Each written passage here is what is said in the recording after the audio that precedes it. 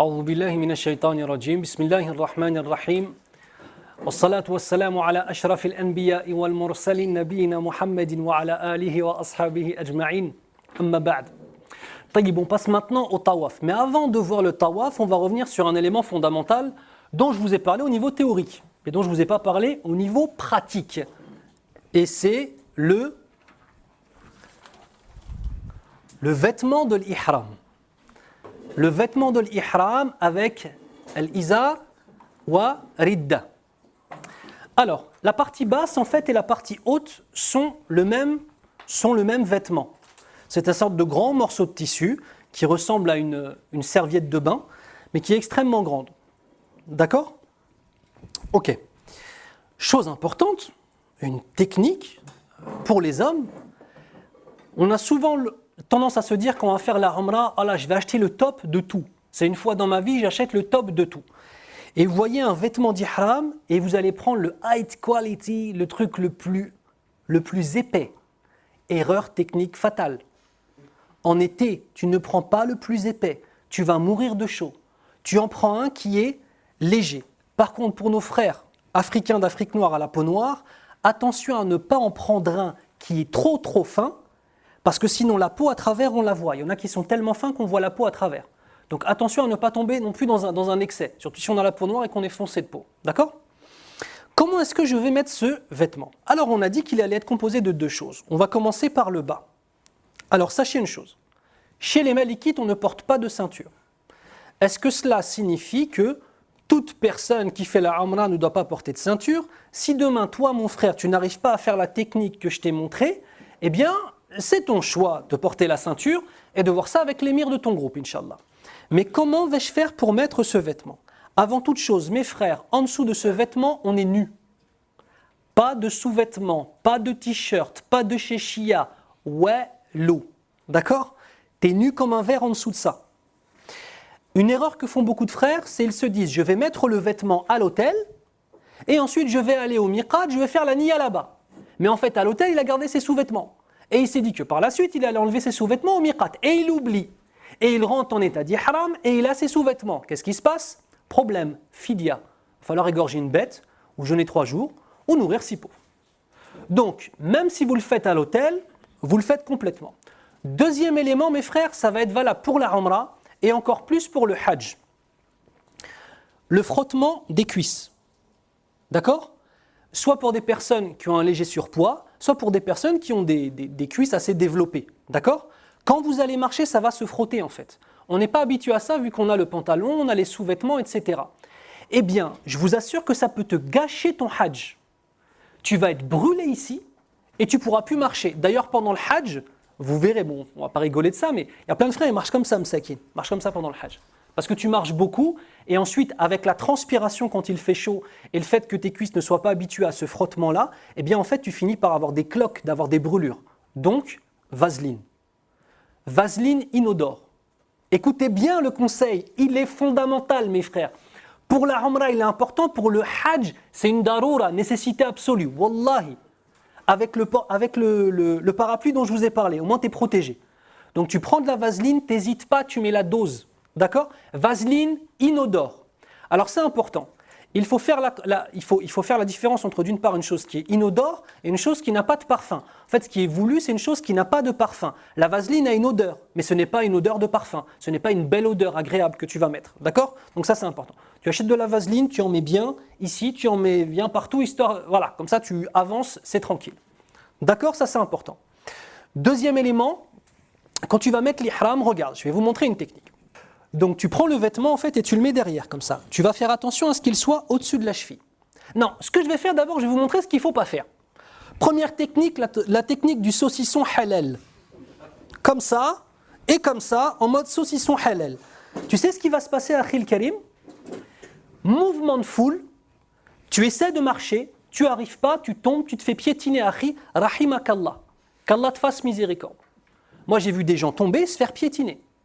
Donc c'est vraiment dangereux. Un mouvement de foule, quand tu as 700 000 personnes dans un même endroit, c'est très dangereux. Donc en fait ça, la problématique c'est qu'en fait c'est limité. Dans le pire des cas, tu veux faire le saucisson halal, qu'est-ce que tu fais avec la ceinture ? Tu écartes les jambes Et ensuite, tu mets. Et ensuite, pour ceux qui mettent une ceinture, vous mettez la ceinture. Mais surtout pas faire ça comme ça. C'est super dangereux, vraiment. D'accord? Ok. Je vous montre. La bonne technique. Tu prends ça, tu tiens comme ça.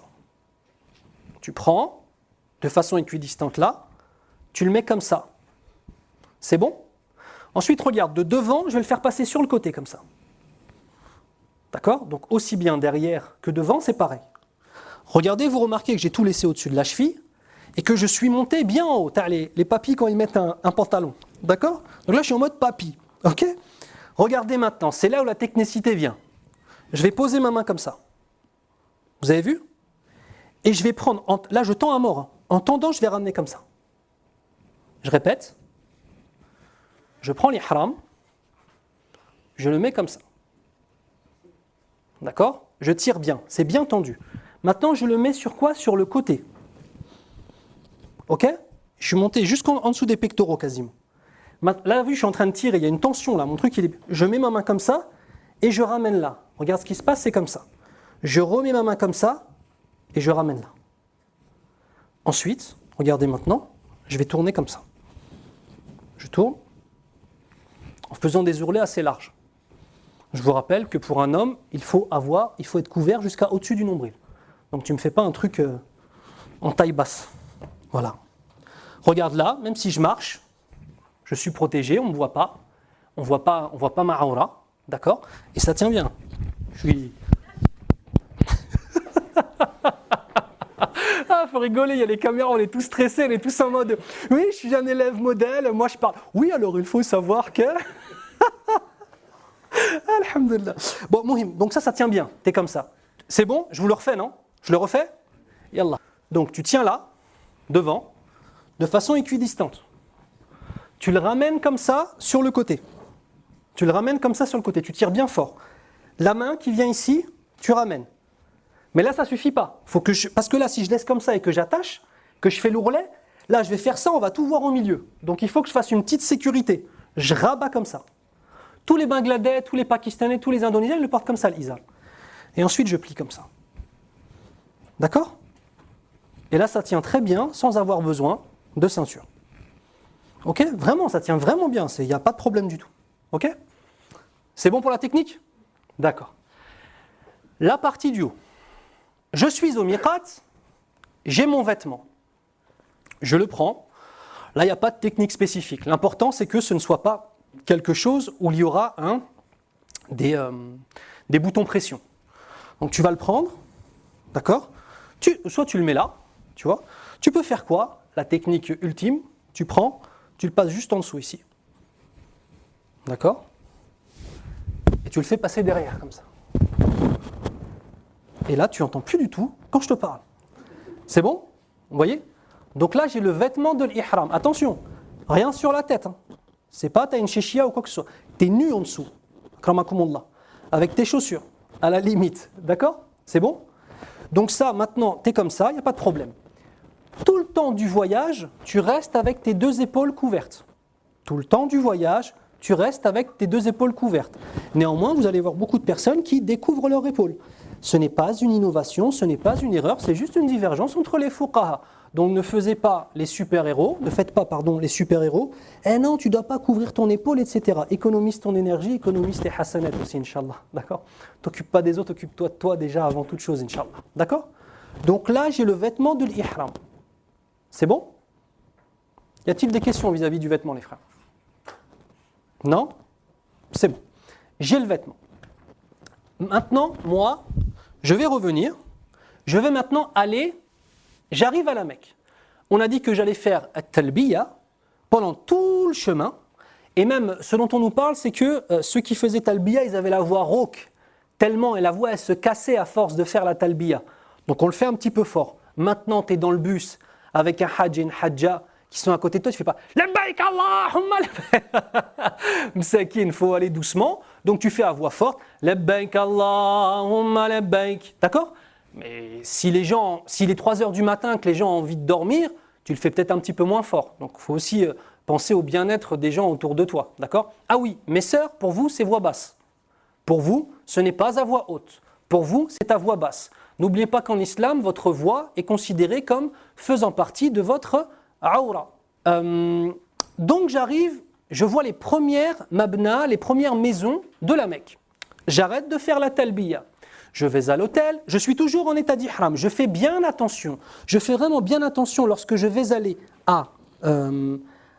akramakumullah, aux toilettes, à ne pas me savonner les mains. Pensez-y. Je ne dois pas me savonner les mains. Le savon, il y a du parfum dedans. Tu es en état d'ihram. Les sœurs, pour vous, c'est pareil. Pas de parfum. D'accord ? Donc à partir du moment où vous allez là-bas, vous avez deux solutions. Soit vous frottez simplement avec de l'eau, ce qui est suffisant, Inch'Allah, soit vous achetez un savon sans odeur. Le savon de Marseille traditionnel, c'est un savon sans odeur. Non, ce n'est pas la bonne formule. C'est un savon sans parfum, pardon. C'est un savon sans parfum. Eh bien, vous avez le droit de vous laver les mains avec cela. Néanmoins, si vous faites ça devant tout le monde, les gens ils vont dire quoi ? Non, Hadji, il ne faut pas le faire. D'accord ? Frotte tes mains et khair, Inch'Allah, avec de l'eau. D'accord ? Donc, tu t'es reposé, tu as fait ta petite qayloula si tu en avais besoin, tu as mangé, pas trop pour pas dormir, tu as bu ton café, tu es prêt, remonté, il est 1h du matin, Yallah, c'est parti. Tu pars, tu arrives devant la Kaaba. À savoir que la première fois que tu vois la Kaaba, il est mashrou' de lever les mains et de faire autant de dua que tu veux. D'accord ? La première fois que tu vois la Kaaba, c'est mashrou' de lever les mains et de faire autant de dua que tu veux. Excusez-moi d'être dans le technique, mais ne fais pas ça au milieu du chemin. Parce que sinon la police elle va te dire « Hadji, Hadji, pousse-toi ». Tu veux être tranquille, mets-toi un petit peu sur le côté, tu vois la Kaaba et tu fais. D'accord ? Tu fais tes doigts. Est-ce que tu fais 2 raka'a de présentation de la mosquée ? La réponse est négative. Le tawaf fait office de 2 raka'a de ce qu'on appelle tahiyyatul masjid. D'accord ? Donc toi, tu vas te diriger directement vers la Kaaba. Et en fait, tu vas venir où ? Tu vas venir à cet endroit-ci. Cet endroit-là, c'est l'endroit où nous avons la pierre noire. C'est l'endroit où nous allons la pierre noire. Juste avant d'arriver à l'endroit où nous avons la pierre noire, tu vas découvrir ton épaule droite. Tu vas découvrir ton épaule droite, Inch'Allah, et tu vas mettre ça comme ça. D'accord ? Et là, maintenant, tu es paré pour faire le tawaf. C'est bon ? Avant, je n'avais pas l'épaule découverte. Maintenant, j'ai l'épaule découverte. C'est bon, mes frères ? Je vais enlever ça si ça ne vous dérange pas.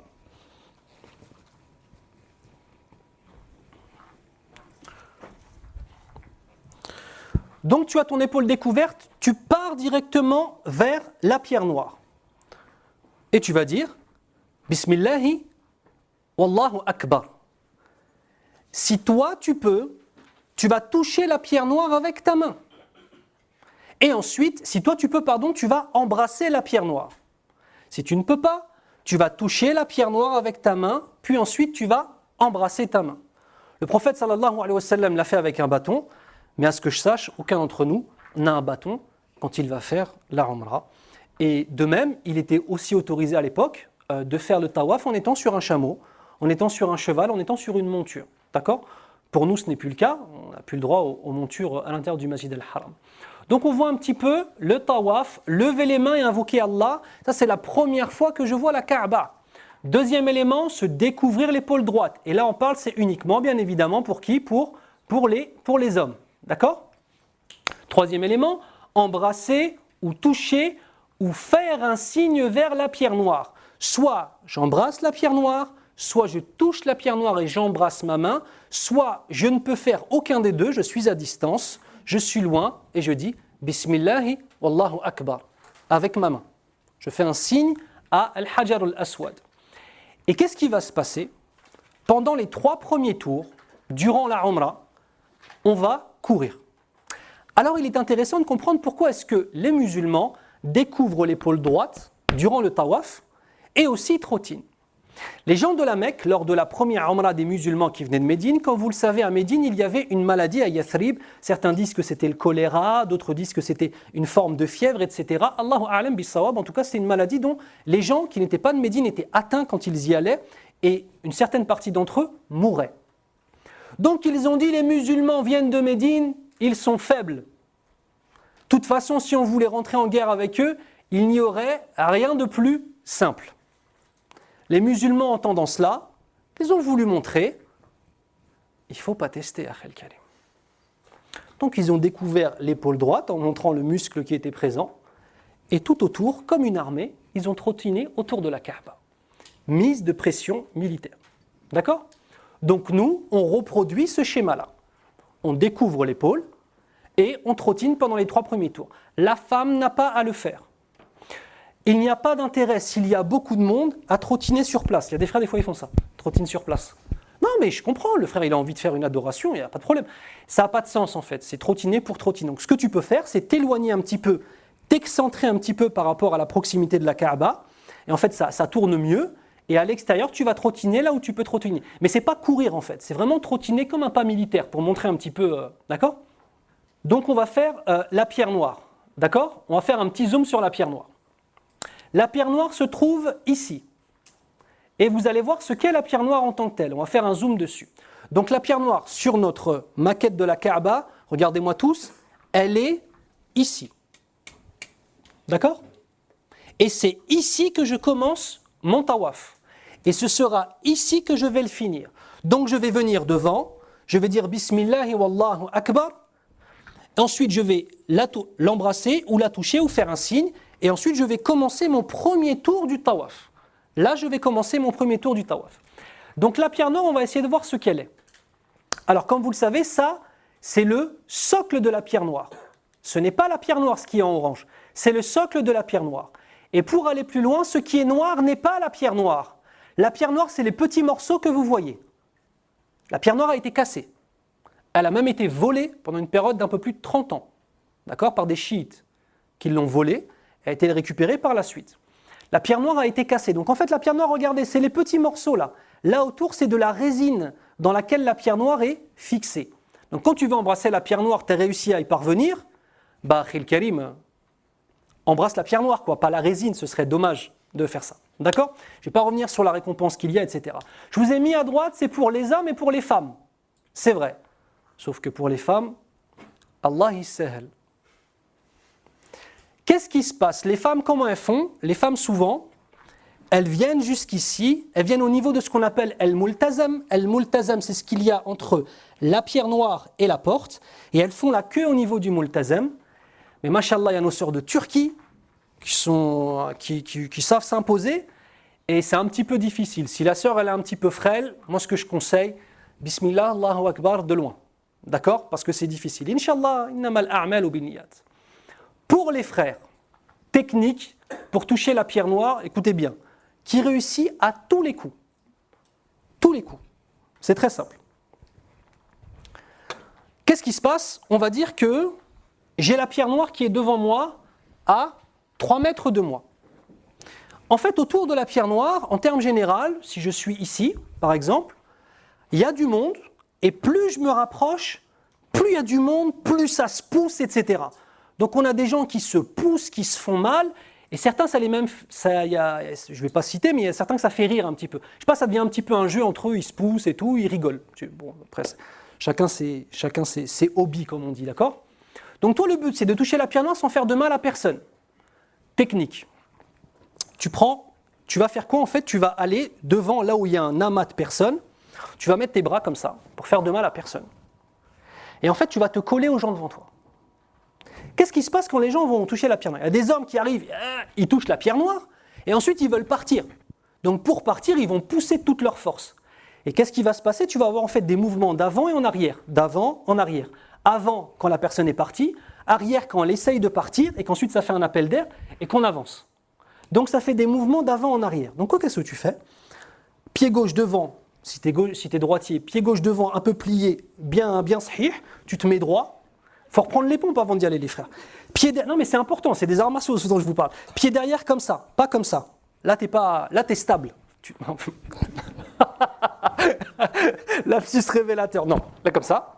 Donc, tu te mets comme ça. Et en fait, tu vas coller aux gens devant toi. Quand ça avance, tu avances. Et quand ça recule, tu résistes. Et en fait, les gens, ils vont passer sur le côté. Et quand ça avance, tu avances. Et quand ça recule, tu résistes. Tu fais ça, maximum 10 minutes, tu es devant la pierre noire, tu l'embrasses. Chaque fois que j'ai fait ça, il y a toujours un gardien au-dessus de la pierre noire. Chaque fois qu'il voyait ma tête pendant 10 minutes où je fais du mal à personne, il écartait tout le monde, il me disait « Vas-y, embrasse la pierre noire, mesquine. » D'accord ? T'as fait du mal à personne. Donc sérieusement, après, plus t'es balèze, plus c'est difficile. Je suis désolé, Akhil Karim, d'accord? Plus t'es balèze, plus tu prends de place. Mais plus t'es fin, en fait, vraiment, tu serres les bras comme ça, en fait, ça glisse sur le côté. Et t'avances tout doucement, Quand ça, tu résistes, t'avances, tu résistes, t'avances, tu résistes, t'avances. T'arrives à la pierre noire, t'embrasses la pierre noire. Pour les sœurs, j'ai pas de technique. Mais ça marche à tous les coups, Inch'Allah ta'ala, d'accord? Et ne vous trompez pas, la pierre noire, c'est des petits morceaux qui sont dans une sève, ok? Ensuite, juste après la pierre noire, on a ce qu'on appelle, en face des portes, on a ce qu'on appelle Maqamu Ibrahim. On a les portes ici, et en face des portes, on a le Maqam Ibrahim. Qu'est-ce que le Maqam Ibrahim? C'est le dôme ici. D'accord? C'est ce dôme-là que j'ai représenté ici par une fusée jaune. D'accord? Donc, gros plan sur le Maqam Ibrahim. En fait, dans le Maqam Ibrahim, vous avez les traces des pieds de Ibrahim alayhi salam. Donc c'est la roche sur laquelle il s'est tenu debout. Lorsqu'il a construit la Kaaba avec son fils Ismaïl, eh bien il est monté sur une roche et Allah Azza wa Jal a rendu cette roche-là, comme dans le hadith, layyin, ça veut dire molle. Et en fait, les pieds de Ibrahim alayhi salam se sont enfoncés dedans. Et donc ce maqam, il est resté, à l'époque il était beaucoup plus proche. Puis ensuite, lorsque le nombre de musulmans a augmenté, ils ont été obligés de le décaler. D'ailleurs, ils ont encore projet de le décaler. D'accord ? À savoir que durant le tawaf, vous n'êtes pas obligé de passer entre la porte et le maqam Ibrahim. Vous pouvez passer derrière le maqam Ibrahim, ce n'est pas un problème. Alors, si vous regardez la trace des pieds, aujourd'hui, ça ressemble plus trop à des traces de pieds. D'accord ? Ça ressemble plutôt à deux gros trous béats. Pourquoi ? Eh bien, avant, il n'y avait pas de protection. Et les gens avaient fait une innovation qui était celle de mettre de l'eau de Zemzem dans ces traces-là et que chaque personne qui passait devant faisait le mash en fait, passait sa main dans l'eau et dans les empreintes. Vous imaginez les millions de mains pendant les centaines d'années qui ont caressé cette roche. Et bien en fait, ça a fini par faire disparaître les traces de pieds et ça a creusé encore plus et encore. Les gens ils disent ah mais Ibrahim il devait faire 6 mètres les grands pieds. Non, c'est que ça a été usé en fait, d'accord ? C'est tout simplement ça. Ok ? Le multazam. Le multazam, c'est une partie, d'accord, qui est juste là, vous voyez, et qui se trouve en fait entre la pierre noire et les portes. Ça veut dire ici. Ça, c'est le multazam. C'est un endroit spécifique dans lequel, lorsque tu y vas, Allah Azza wa Jal accepte tes du'as. On a une parole d'Ibn Abbas radiyallahu anhu qui nous dit dans le sens, il y a certains endroits entre la pierre noire et la porte de la Kaaba dans lequel aucune invocation n'est faite sans que le demandeur ne voie une part de ce qu'il aime s'exaucer. Puis il dit, cet endroit se nomme Al-Multazam. D'accord ? Donc cet endroit-là, voilà où est le Multazam. Regardez le monsieur où il est là. Alors j'ai presque envie de vous dire, non c'est pas une bonne nouvelle, mais les gens pensent que le Multazam il est là, en dessus des portes. Et d'ailleurs on voit toujours les photos où les gens ils s'accrochent aux portes, en pensant que le Multazam est là. Le Multazam est à côté, Wallahu ta'ala a'lam. D'accord ? Bon là il n'y a pas grand monde, hein. il a été pistonné avec, ils sont deux autour. Mais il y aura beaucoup moins de monde à vouloir aller là-bas qu'à vouloir aller en dessous de la porte. Mais en fait on a plusieurs textes, on a les textes qui nous parlent de Multazam et on a des textes qui nous parlent des du'as en dessous de la porte, c'est deux choses différentes. Wallahu a'lam avec une divergence entre les savants. Donc le Multazam, on le touche en invoquant Allah tout en collant son visage, sa poitrine, ses bras et ses mains contre la Kaaba. Ça veut dire quoi ? Tu prends tout ton corps, ton bras, tes avant-bras, ton visage, ta poitrine et tu te colles contre le Multazam, comme lui il est en train de faire, mais encore, voilà. Ouais, c'est ce qu'il est en train de faire. Et tu fais des du'as. Il y a d'autres personnes derrière toi qui attendent. Ne pense pas qu'à toi.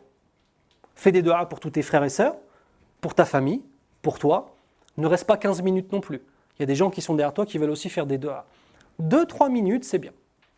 Franchement, les frères, surtout pour le hajj, mais sœurs aussi, il faut reprendre le sport avant d'aller là-bas. Non mais vraiment, un hajj avec une condition physique optimale, c'est top. Un hajj avec une condition physique bancale, tout devient problématique.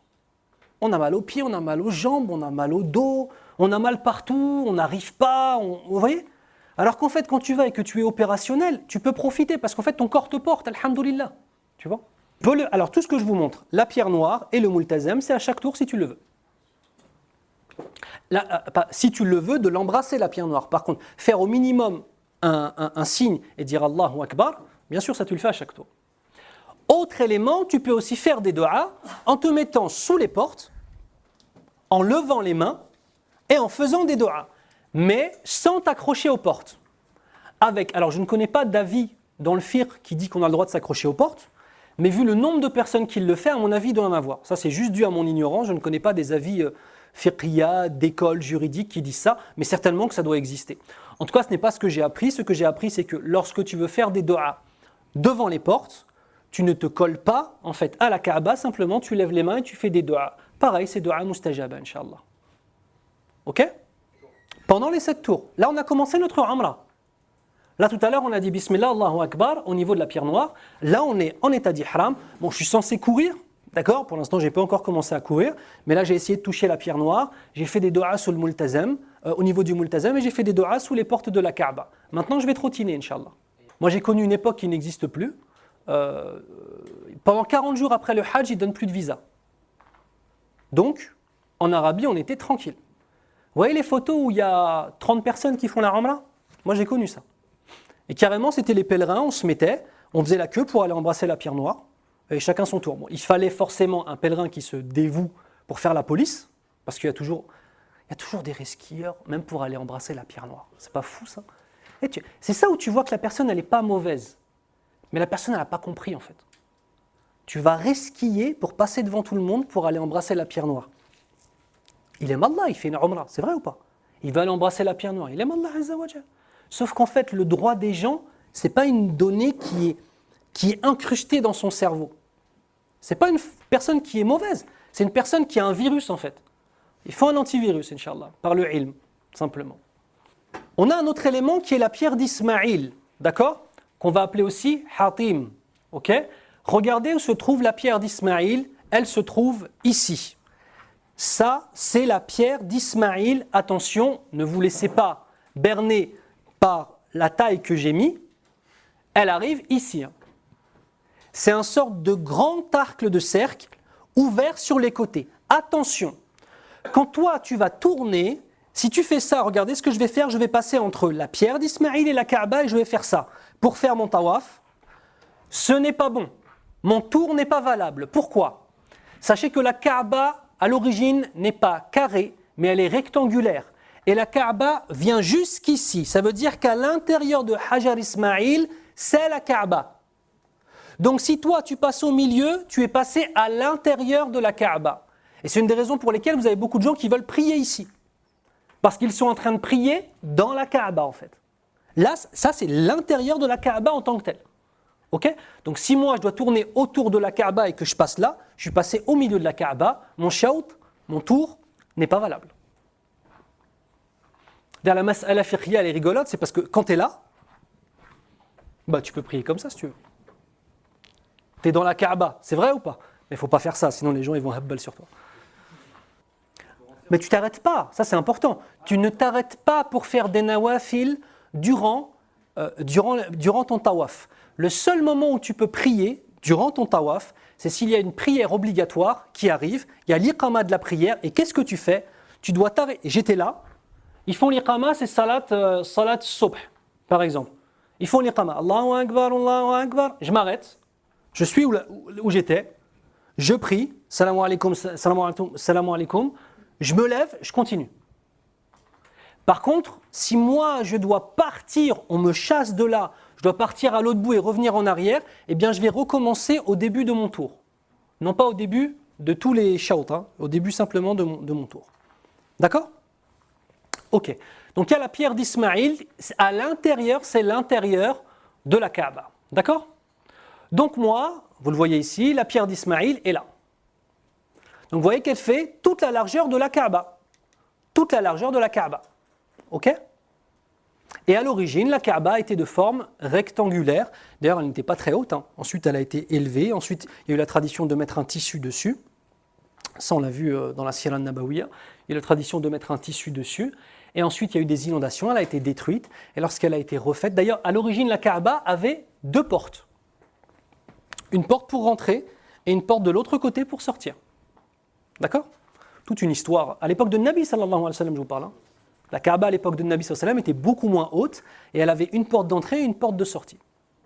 Et non pas simplement une seule porte d'entrée.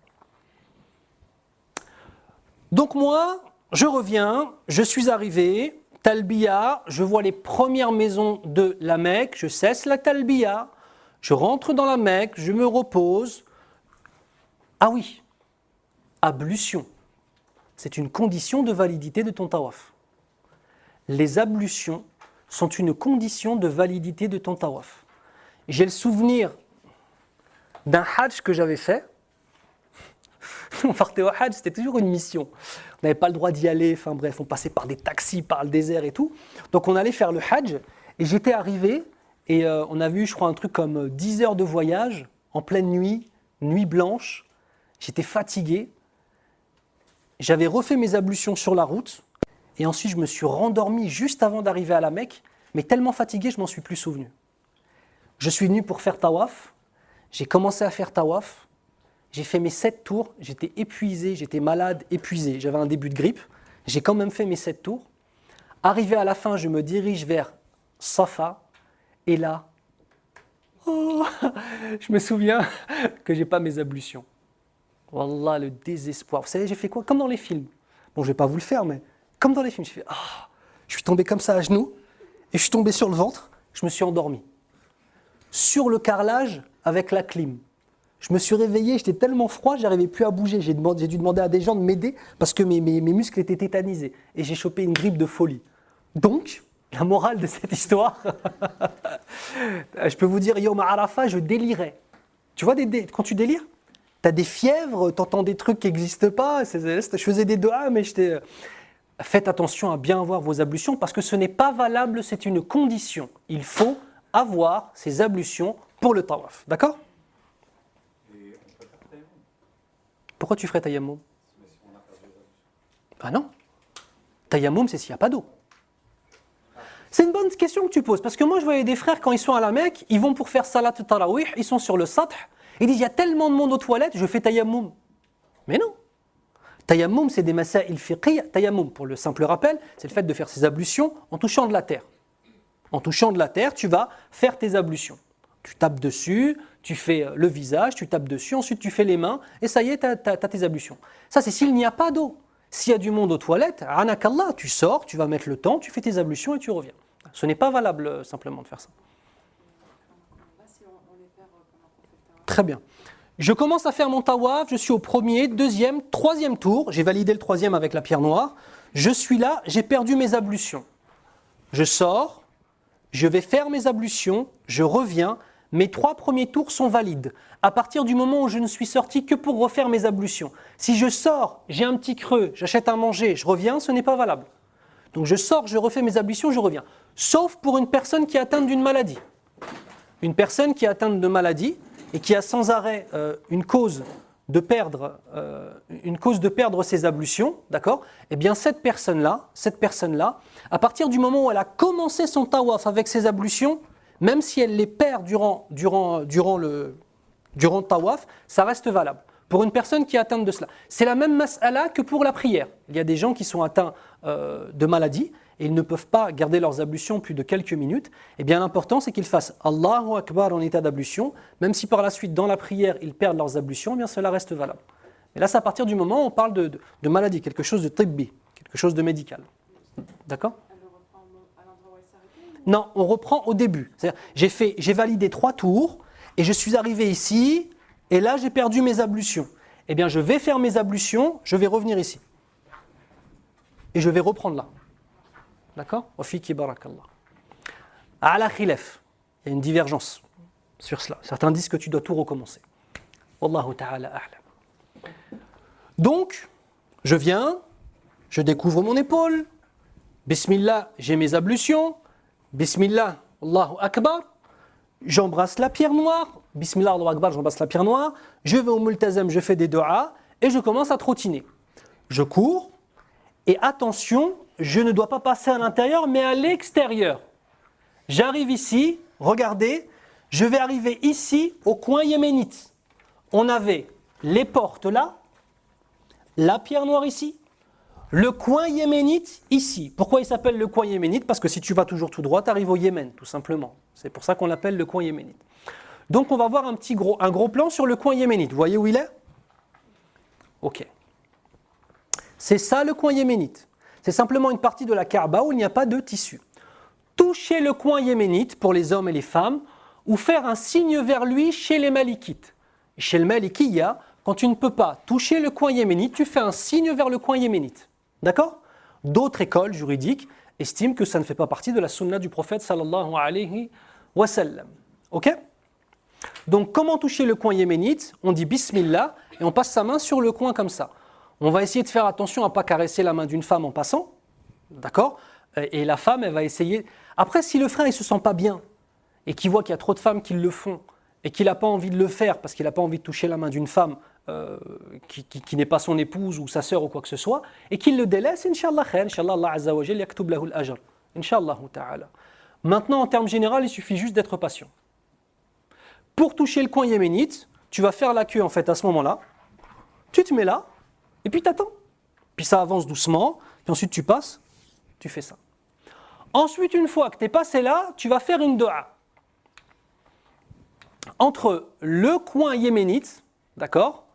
Entre le coin yéménite et la pierre noire, ici, regardez, entre le coin yéménite et la pierre noire, ici, je vais faire une dua qui est une dua qur'aniyya, une dua qui est dans le Coran al-Karim, qui est Rabbana atina fi dunya hasana wa fil akhirati hasana wa qina adhab an-nar. Rabbana, ici, tu clames le tawhid d'Allah subhanahu wa ta'ala. Ô notre Seigneur, atina fi dunya, donne-nous dans cette vie d'ici-bas hasanatan. Vous remarquez que le mot hasanatan ici, il est quoi ? Il est ma'rifa ou bien il est nakira ? Il est défini ou indéfini ? Il est indéfini. An-nakiratu tadullu ala al-umum. Et le fait que ce soit indéfini, ça englobe toutes les formes de bien. Regardez, il y a beaucoup de tawhid en fait et d'ikhlas dans cette dua-là. Regardez pourquoi. Si maintenant je disais à Allah Azza wa Jal, Rabbana atina fid dunya al-hasana, le bien, j'aurais mis alif lam. Ça voudrait dire que moi, je sais où est le bien. Quand je dis hasanatan, il est nakira. Je laisse Allah Azza wa Jal juger de ce qui est bon pour moi. Tiens, le hasan pour toi, ça peut peut-être être riche, mais peut-être être pauvre. Peut-être que la richesse va t'éloigner de ton Seigneur. Et qu'en fait, le bien pour toi, c'est pas d'avoir de l'argent, mais c'est peut-être d'être pauvre, parce que plus tu es riche, plus tu t'éloignes d'Allah Azza wa Jal. À l'inverse, certains ou certaines, plus ils sont pauvres, plus ils s'éloignent d'Allah, et ces gens-là, dans leur qadar, ont besoin d'être riches, parce que sinon ils s'éloignent d'Allah Azza wa Jal. Shahid, c'est qu'ici, il est nakira, il n'est pas défini, pour nous montrer que c'est Allah Azza wa Jal qui sait toutes choses. Wallahu ala kulli shay'in alim. C'est Allah Azza wa Jal qui sait toutes choses. D'accord ? Wa fil akhirati hasana. Et dans l'au-delà, le bien. Tu connais le paradis, toi ? Tu sais comment il est, le paradis ? Tu as entendu des descriptions de ce qu'est le paradis dans des hadiths. Mais décris-moi exactement les maisons du paradis, les femmes du paradis, le mari du paradis, quand ton mari il accède au paradis. Ta femme, quand elle accède au paradis, comment elle sera ? Tu ne sais pas ça. Donc, tu laisses Allah Azza wa Jal, bien évidemment, c'est Allah Azza wa Jal qui décide de tout, mais tu reconnais que toi, tu ne sais pas ce qui est bon pour toi. Wa qina adhab an-nar. Et dans tous les cas, le bien que tu me donnes dans la vie d'ici-bas et le bien que tu me donnes dans la vie de l'au-delà, entre la vie d'ici-bas et de l'au-delà, Ya Rab, fait que je ne passe pas par la case enfer. Donc cette dua, en vérité, s'il y a une dua que tu devais faire pendant toute la Umrah, hormis, bien évidemment, La ilaha illallah wahdahu la sharika lah, lahul mulk wa lahul hamd, yuhyi wa yumit wa huwa ala kulli shay'in qadir, hormis cette dua-là, bien ce serait bien celle-ci. D'accord ? Donc je la fais entre le coin yéménite et la pierre noire. Donc je répète, j'arrive, ma talbiya, j'arrête de la faire à partir du moment où je vois les premières bâtisses de la Mecque, je rentre, je me repose, je viens opérationnel, je rentre, première fois que je vois la Kaaba, je la regarde, je lève les mains, je fais autant de dua que je veux. Ensuite, je me dirige vers la pierre noire, Bismillah, Allahu Akbar, je l'embrasse si je peux, je la touche si je peux, dans le pire des cas, en embrassant ma main, ou alors de loin, et je fais un signe. Je me colle contre le multazam si je peux, si je ne peux pas, je vais en dessous des portes et je fais simplement des duas en levant les mains. Ensuite, je commence à trottiner, et je vais trottiner pendant 3 tours. D'accord ? Je trottine avec, j'ai parlé de l'épaule, avec mon épaule découverte, bien sûr. Premier tour, deuxième tour, et troisième tour. Et tu vas continuer. Alors, pendant que tu fais la Umrah, d'accord, tu as le choix entre plusieurs choses. Des évocations, tu fais du dhikr, Subhanallah, Allahu Akbar, Alhamdulillah, La ilaha illallah, Wa la hawla wa la quwwata illa billah. Des do'as nabawiyya, si par exemple toi tu connais les do'as du prophète sallallahu alayhi wa sallam, ou tu connais les Rabbana, par exemple, on a une cinquantaine de do'as dans le Coran qui commencent par Rabbana. C'est les plus belles do'as que tu puisses t'imaginer, puisque c'est les do'as de Kalam Allah. D'accord? Ala lisan al-malaika et ala lisan al-anbiya, kadhalik, et ala lisan al-salihin. Donc toi, à partir du moment où tu connais l'arabe, tu fais des do'as que tu comprends, akhi. Mémoriser tout un tas de do'as que tu ne comprends pas, tu auras une récompense parce que tu as fait l'effort pour répéter des paroles du prophète sallallahu alayhi wa sallam, mais prends des do'as que tu as compris. Fais des do'as pour toi-même, fais des do'as pour ta famille, fais des do'as pour les musulmans d'une façon générale. Tu peux aussi lire le Coran al-Karim pendant ton tawaf. Ok? L'important, c'est d'être concentré. Comme je vous l'ai dit, il y a des gens pour qui c'est facile d'être concentré au milieu du monde, pour d'autres, ça ne l'est pas. Ok. Est-ce que ma fille est là? Vous pouvez l'appeler, s'il vous plaît? Je vais vous montrer comment on fait avec son épouse, Inch'Allah.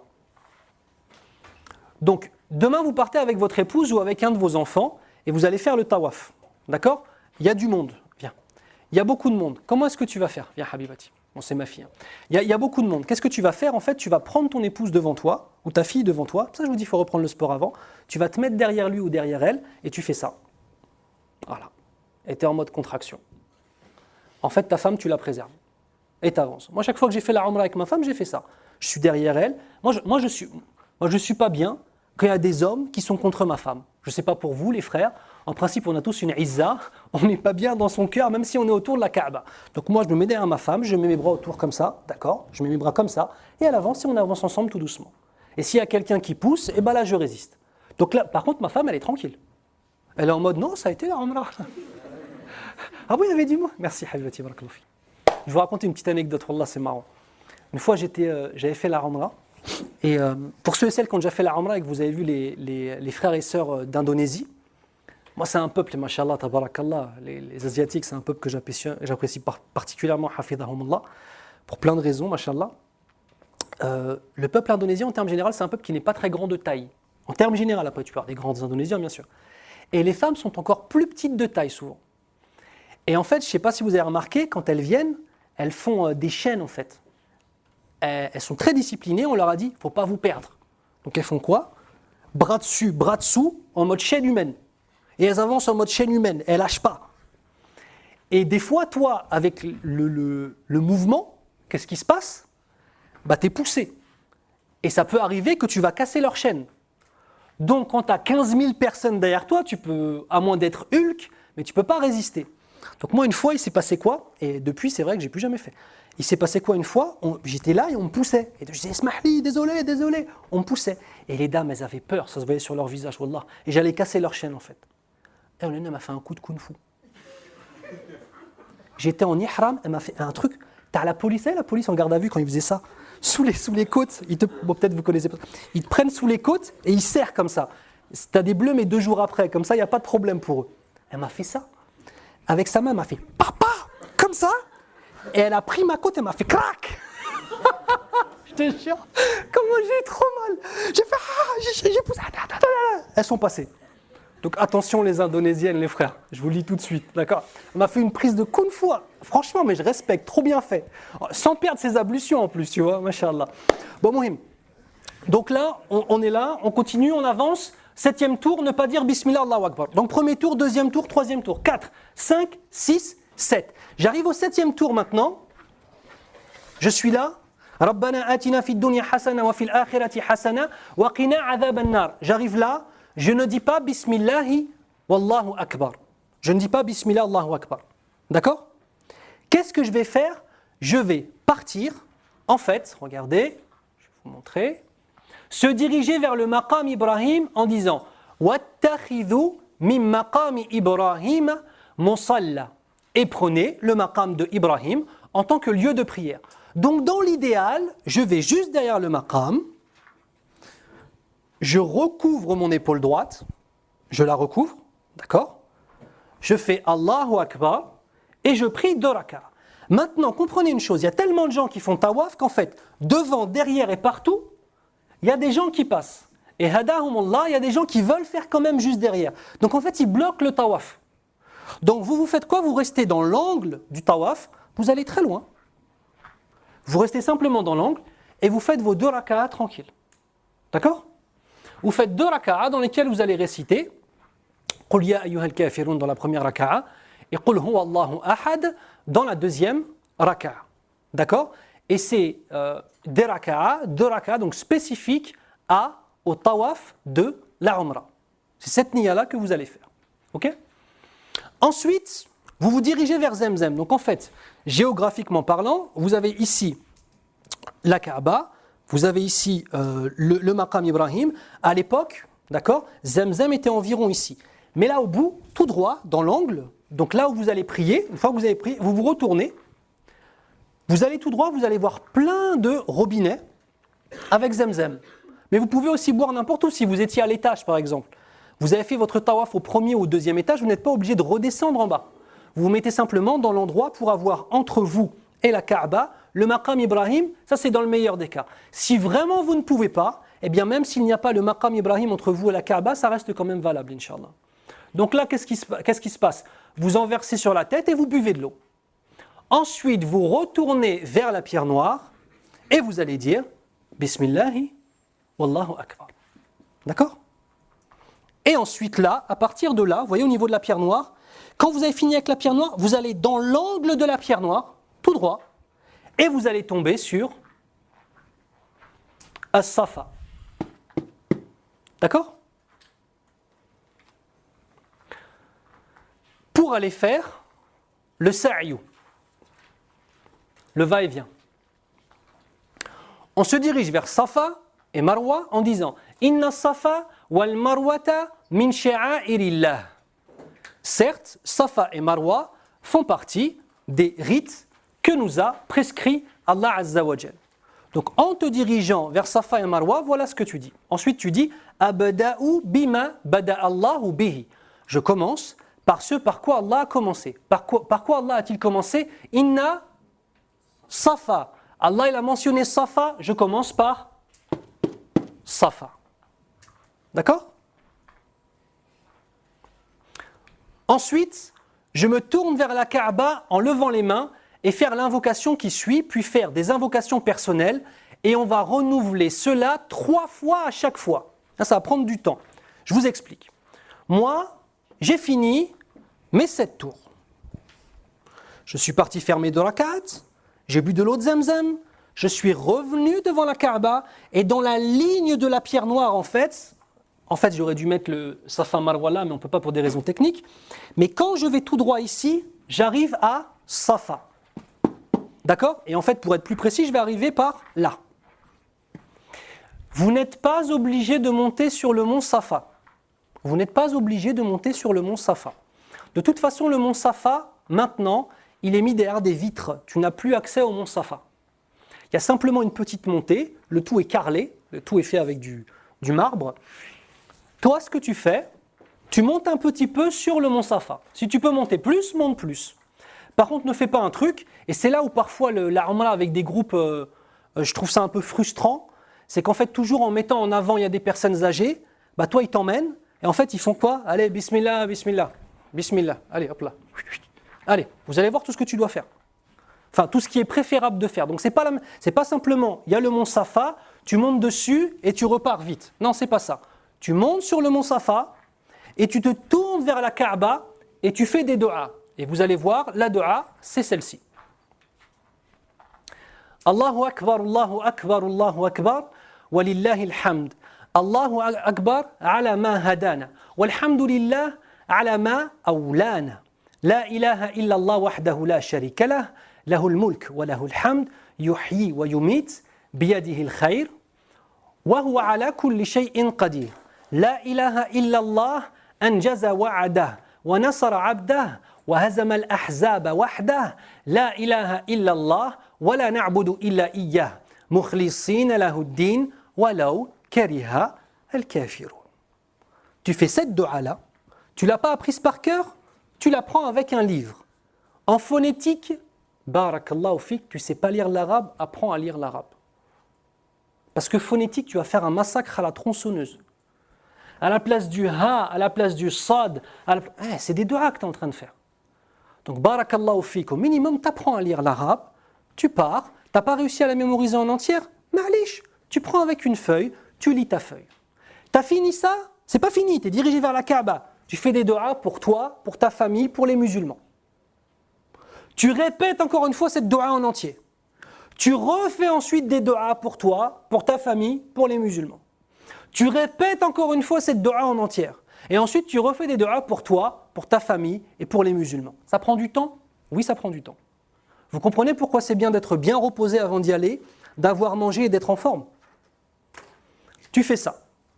Ensuite, tu vas marcher entre d'une part Safa et d'autre part Marwa.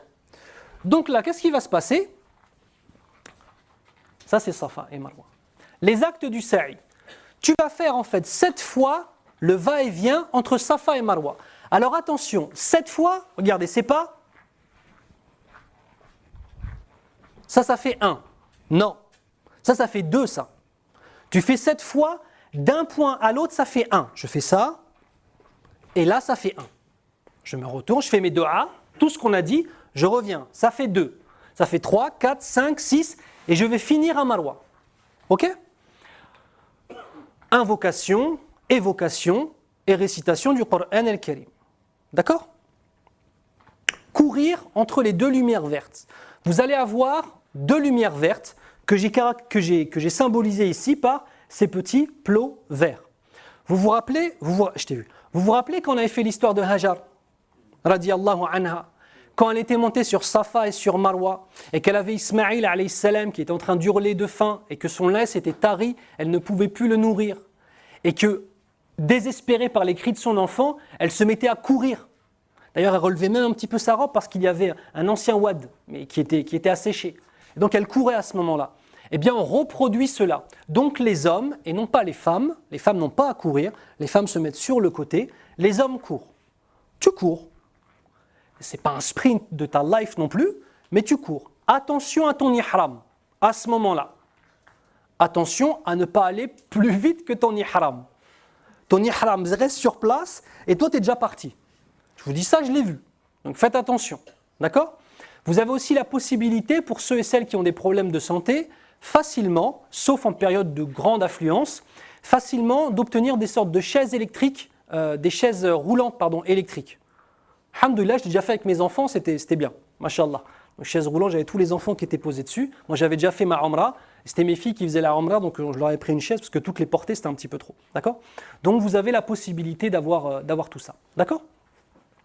Donc, entre ces 2 lumières vertes, vous allez avoir des grands néons avec des lumières vertes. Entre les deux, là, vous allez courir. Ça doit faire, je pense, une bonne vingtaine ou trentaine de mètres. Une bonne trentaine de mètres, je pense. Wallahu a'lam, quelque chose comme ça. Alors, ce n'est pas interdit aux femmes de courir. Non.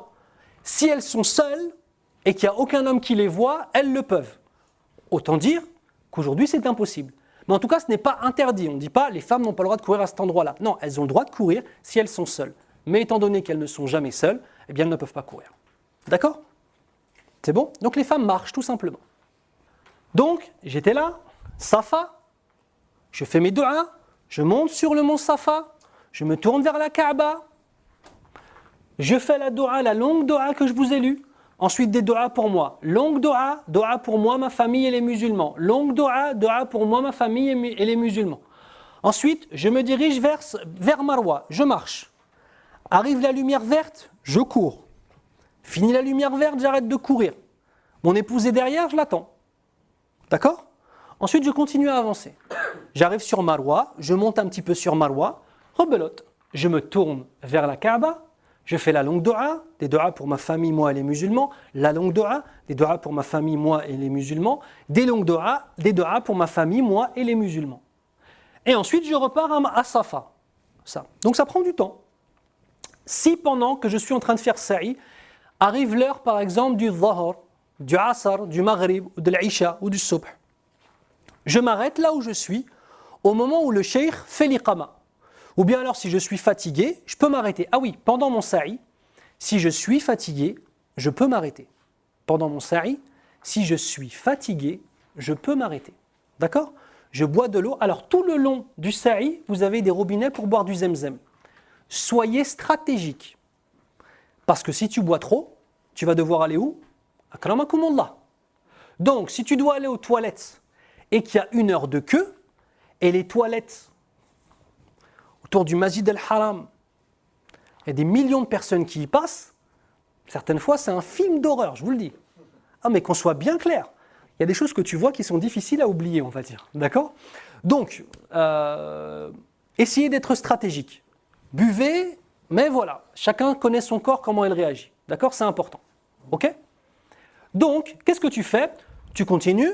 Donc, 1, comptez avec moi. Ensuite,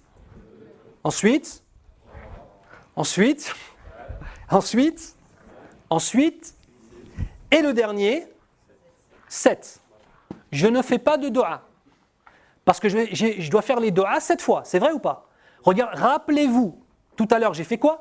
J'ai commencé par faire des doigts. Et ensuite j'ai fait le déplacement. Donc ça faisait doua, déplacement. C'est vrai ou pas? Donc pour le dernier c'est doua, déplacement. J'arrive à Marwa, ma umrah est finie. Mais attention, je suis encore en état d'ihram.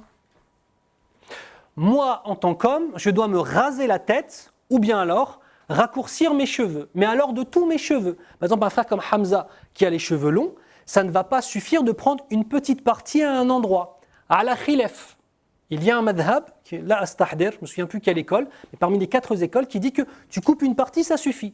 Donc si vous voyez quelqu'un qui le fait, ne faites pas les justiciers. D'accord? C'est important. Donc pour les hommes, en tout cas, ce que j'ai compris qui était, Wallahu a'lam, le plus proche de la sunna, Wallahu ta'ala a'lam, c'est le fait de se raser la tête entièrement. Tu rases ta tête comme ça, vraiment, d'accord, au rasoir. Ou bien alors, si tu ne veux pas raser ta tête parce que tu as les cheveux longs, etc., bah tu raccourcis simplement. Tu peux très bien aller faire une umrah et ne pas revenir le crâne rasé à ton travail. Sinon, ça peut peut-être poser problème. Ou alors, tu as laissé pousser tes cheveux pendant des années pour être beau gosse in the vibe, et bah peut-être que toi, tu as un petit peu du mal dans ton nefs à revenir avec une tête rasée. Écoute, Akhil Karim, sache qu'il y a plus de récompenses à se raser. Est-ce que cela signifie qu'il n'y a pas de récompense à raccourcir? Non, il y a une récompense, mais se raser est mieux. Chacun selon ce qu'il peut faire. Attends, je dois me raser la tête. Pour les femmes, c'est quoi? Prendre les cheveux en une couette, en une mèche, et couper simplement le bout. D'accord? Donc par contre, si la sœur a une coupe courte, bah, c'est différent, il va falloir couper de tous les cheveux. D'accord? Vous coupez l'équivalent d'une phalange. L'équivalent d'une phalange. Votre phalange à vous. Parce que moi, elle est un peu grande. Ok, qu'est-ce qui va se passer quand vous allez arriver au bout? Vous allez avoir plein de petits qui essaient de faire leur billet et qui vont dire « Ah, Hadji, coupez, coupez, coupez » et ils vont venir, ils vont te mettre un petit coup de ciseau et c'est fini. Non. Toi, en fait, après Marwa, tu as des portes, tu peux sortir et il y a des coiffeurs. Donc les coiffeurs, ils vont dire « Hadji, viens », comme si tu étais son meilleur ami. Du moment où tu es rentré, il ne te connaît plus, il part. Donc, toi, tu vas. Alors, important, d'accord? Tu vas lui dire ce que tu veux. Si tu veux raccourcir, tu dis « naqis ». Ça veut dire manquant. Mais eux, c'est ça qu'ils vont comprendre. Tu dis « naqs », c'est ça qu'ils vont comprendre. Ou si tu veux raser, tu dis « mousse ». Non, vous notez pas? Notez. Mousse, tu dis mousse. Si tu veux raser, tu dis mousse. Tu vas dire quoi en français? Rasoir. Rasoir, ça ne marche pas. D'accord?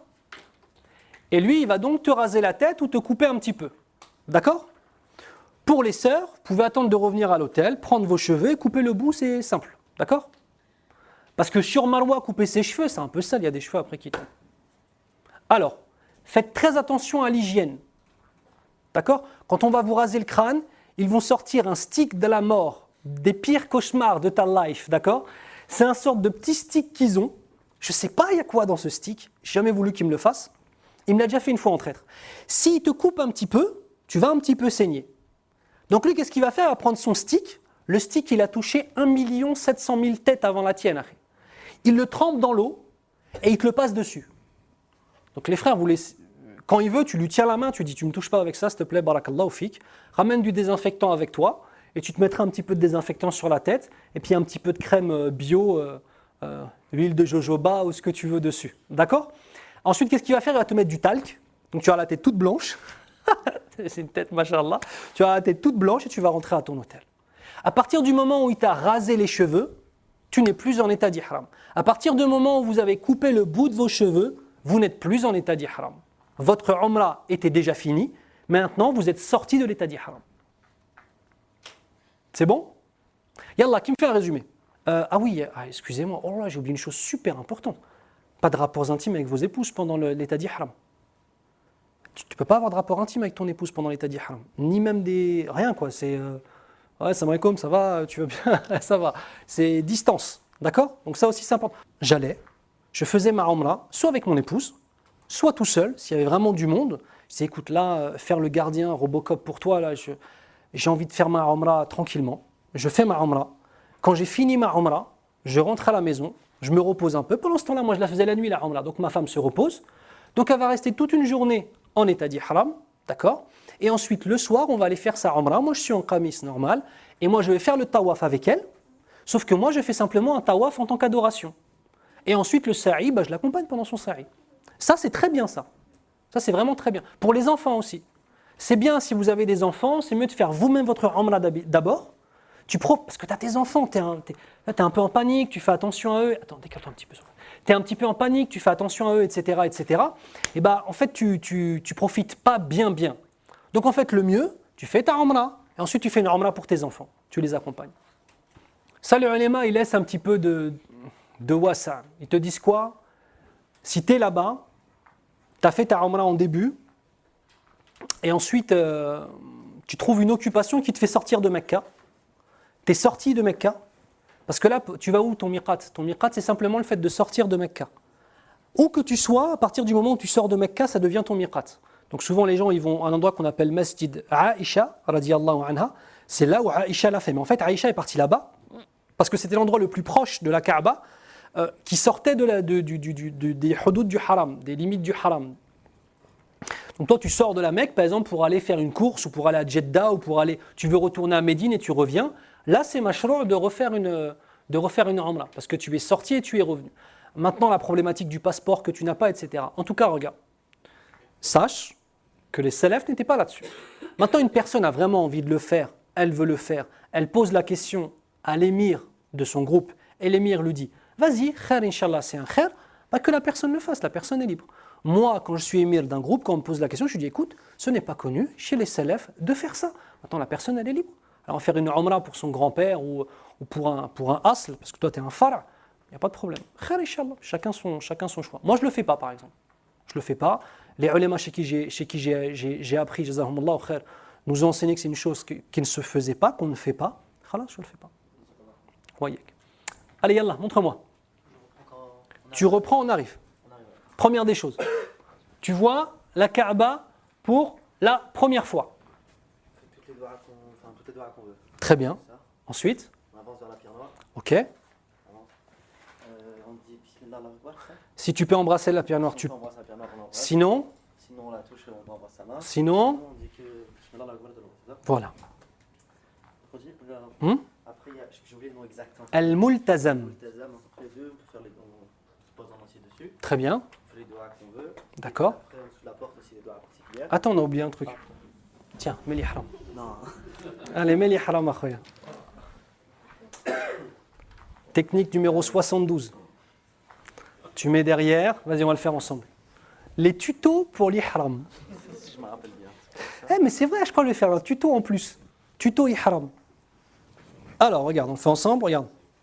Tu prends, tu mets devant, de façon équidistante. Tu prends, tu le remontes bien en mode papy, jusqu'ici sur le côté. Tire bien. Il faut bien tirer sur ta main gauche. T'as vu, regarde, c'est bien, tu vois, c'est tendu. Ok, tu mets ta main comme ça, tu forces comme ça et tu vas vers la droite. Vas-y, force, force. Ensuite, tu enlèves ta main, tu la mets ici. Et tu reviens. Voilà, tu plies. Le mien est un peu plus stylé que le tien. Ah ouais. J'avais fait l'expérience. C'est comme ça. Ouais. Voilà. Regarde. Alors, je vais te le faire, tu vas voir. Tu tires bien. T'as vu là, je tire fort. Ah, ouais, c'est fort. Ah d'accord, à ce point-là. Tu vois, je tire fort. Et là, je suis venu ici. T'as vu là, ça tient déjà. Et ensuite, je reviens. Et je reviens là, mais je tire fort, tu vois. T'as vu? Ok. Vas-y, refais. Ah ouais. Tu tires vraiment. Il faut vraiment tirer fort. Ça, il faut reprendre le sport, je vous dis. Comme ça. Ouais, tu reviens. Super. Maintenant, tu replies. Tu replies en essayant. Alors, l'idéal, c'est de faire des ourlets qui soient un petit peu gros. Tu vois, pas des tout petits ourlets. Voilà, comme ça, des ourlets comme ça, c'est bien. Et bien partout. Derrière aussi. Partout, partout, vraiment partout. Tu as vu, là, j'ai juste fait 2 ourlets. J'en rajoute encore. Ça tient bien ou pas? Ah, ça va. Je sais. Pas trop. Non, pas assez Non, serré. pas trop. T'as pas... Regarde le mien. Ah ouais, ça, je pensais pas autant. Non, là, je pensais pas autant. Elle l'a trop bien. Ah ouais, d'accord. On voit que ça va, je vois que ça va pas. C'est des trucs où ils vendent des trucs. Mais dites-moi, mais c'est magnifique. Mais Non. comment Non, faites-vous? c'est vrai que celui-là, il est pas- Non, non, ça tient bien. Ça tient. Là, il tient pas là. Là, tu fais les trucs verts, c'est. Là, tu cours. Pas d'épingle. Pas d'épingle. Les épingles, c'est exactement la même chose que les boutons pression. Donc, on ne met pas d'épingle. Cheikh Al-Mukhtar Ash-Shanqiti hafidhahullah insistait sur le fait que si on mettait des épingles, c'est comme si on avait mis des vêtements qui étaient cousus sur la forme du corps. Étant donné que là, de toute façon, ce n'est plus un tissu qui est ouvert, ça devient un tissu qui est fermé. D'accord? C'est autre chose. C'est bon? Donc là, vas-y, alors, vas-y, Allah. Attends, je te passe le haut. Tiens, vas-y, mets le haut. Qu'est-ce qu'on a dit? La petite technique. Regarde, tu fais venir ça dedans, Ah oui, c'est vrai. tu le fais passer en dessous, Et celui-là, après de l'autre côté. tu viens là, vas-y, jette-le, la houppette, la houppelade. Ah, t'es beau gosse comme ça, machallah. Allez, Allah. On doit découvrir l'épaule, c'est ça? Oui, oui, excuse-moi, là, tu vas donc là, tu arrives, tu découvres l'épaule droite. Bismillah. Bismillah Allahu Akbar. On embrasse la pierre noire, on l'embrasse. Ok. Sinon, on touche avec la main, Ok. on embrasse la main. Ok, Sinon, on dit, on fait Bismillah Akbar devant. ouais, exactement. J'ai encore oublié. J'oublie tout le temps ce mot. Multazam. Multazam ici, on fait D'accord. les deux mains en se posant dessus. Ok, Après, les deux en dessous de la porte. si tu peux, Si on d'accord. peut. On peut passer devant ou derrière le maqam. T'es sûr? Ouais. Oui, très bien. Donc on a en trottinant pendant 3 En trottinant, là surtout ne pas oublier de passer entre la pierre de Ismaïl et la Kaaba. Il faut surtout passer entre les deux, c'est ça? Passer derrière. Faut passer derrière, Ahsant. Tu passes derrière, et Allah, On arrive au Tu- coin yéménite. le coin yéménite, Yallah, tu fais quoi au coin yéménite? Il y a un bout pas couvert. Du coup, on touche avec la main. Tu le touches avec la main droite, Inch'Allah, en disant Bismillah. Bismillah, c'est juste ça. Bismillah, en touchant avec la main droite. Et chez les Malikites, si tu ne peux pas la toucher et tu es loin, tu fais un signe. D'accord? En disant Bismillah aussi. Bismillah, oui. Et après, c'est Tu vas faire la dua. Rabbana atina fid dunya hasana wa fil akhirati hasana wa qina adhaban nar. Très bien. Jusqu'à ce qu'on arrive. Jusqu'à temps que tu arrives. Tu fais ça combien de fois? 7 fois. Tu as fini, tu vas où? Je me rappelle. Ah oui, prier de regarder derrière le maqam Ibrahim. D'accord. Et tu dis le verset Wattakhidhu واتخذوا من مقام إبراهيم مصلى. Musalla Ahsant. Tu fais 2 raka'a. Qu'est-ce que tu récites dans ces 2 raka'a? سورة الكافرون et سورة الإخلاص. Très bien. Ensuite, tu vas boire du zemzem et t'en mettre sur la tête. Très bien. Et après, Tu reviens, tu repasses, tu dis Bismillah, Allahu on Akbar. n'a pas dit la dernière fois, c'est vrai. Oui. Bismillah Allahu Akbar, et après on va vers Safa, c'est ça? Et ensuite, alors dans la réalité, quand vous êtes là, c'est dans la continuité de la pierre noire. Quand tu vas tout droit, en fait, tu arrives ici. Tu arrives là quand tu vas tout droit dans la continuité de la pierre noire. Donc là, tu arrives à Safa. Est-ce que tu te souviens des versets? Inna Safa wal Marwata min sha'a'irillah. Très très bien, viens par ici. Et ensuite, tu dis kama qala an-nabi sallallahu alayhi wa sallam abda'u Abda'u bima bima bada Allahu Allahu bihi. Ensuite, tu fais quoi? Tu te tournes vers Kaaba. Kaaba. Tu fais la longue dua. Ensuite, tu fais quoi? Pour les proches ou pour nous et pour les musulmans. La longue dua, puis ensuite La langue de rat 3 fois. 3 fois. Et ensuite, Après On marche. On va vers Marwa. vas-y, passe ici. Donc tu marches, tu arrives au niveau des lampes vertes. Qu'est-ce que tu fais? On court un petit peu. Tu cours. Tu cours. Tu cours. Non, non, je te dis pas de courir. Non, je cours vraiment. Tu cours, très bien. Ensuite, tu cours jusqu'à où? Jusqu'à la deuxième lampe verte. Ensuite, tu avances, tu arrives à Marwa. À Marwa. C'est la même chose. Super. Donc les doigts, etc., etc. Allez, vas-y. Donc ça fait une fois. On va Ensuite, à la même chose à l'envers. vas-y. Donc ça fait quoi? C'est 2. 2 fois. On compte tous ensemble? 3, 4, 5, 6 et 7. Est-ce que là, voilà, tu fais pas de doua parce que tu avais commencé par faire les doigts. T'es sorti d'état d'ihram là ou pas? Non. T'as fini ta umrah ou pas? Oui, très bien. Donc maintenant, il va falloir aller te raser la tête, Inch'Allah, pour sortir de l'état d'ihram. Taqabbal Allah. On revoit Premièrement, on avait dit quoi? L'ihram, avec le lieu, l'intention et les vêtements. Ensuite, on avait dit le voyage avec la talbiya, qui est une obligation. Ensuite, on avait dit on s'arrête de faire la talbiya quand je vois les premières maisons de Mecca. Je vais à la Kaaba, je fais tawaf, je n'oublie pas d'avoir mes ablutions. Je fais les 7 tours, je m'arrête au Multazem, je fais les du'as, je ne passe pas entre la Kaaba et la pierre de Ismaïl, radiyallahu anhu, enfin alayhi salatu wassalam. Ensuite, je continue les 2 raka'a avec le kafirun et avec l'ikhlas. Ensuite, je continue avec le sa'i, les ablutions, on fait safa et on fait marwa et on fait 7 tours. D'accord? C'est-à-dire on revient 1 fois, 2 fois, 3 fois, etc. Et ensuite on se rase ou on se coupe les cheveux. Donc, taqabbal Allahu minna wa minkum, qu'Allah accepte de nous, Inch'Allah, et de vous. Inch'Allah, ce juhud pour expliquer la Umrah. Et alors, est-ce que là, du coup, vous avez une vision un peu plus claire de la chose? Oui, c'est clair? Alhamdulillah. Wa fikum barakallah. C'est ça le but, c'est que ce soit clair pour vous, Inch'Allah.